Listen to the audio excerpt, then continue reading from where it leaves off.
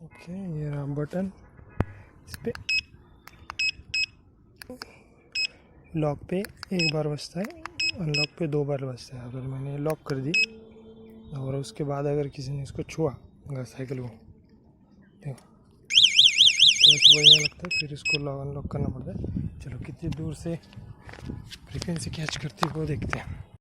काफ़ी दूर आ चुका हूँ साइकिल से, अब मतलब कम से कम देख सकते हैं इतनी दूर आ चुका साइकिल से। यहाँ से भी लॉक था। चलो रेंज भी अच्छी है।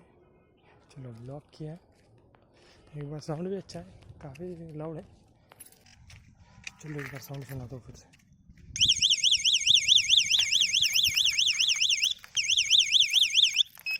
ओके, ये लॉक रहा। चलो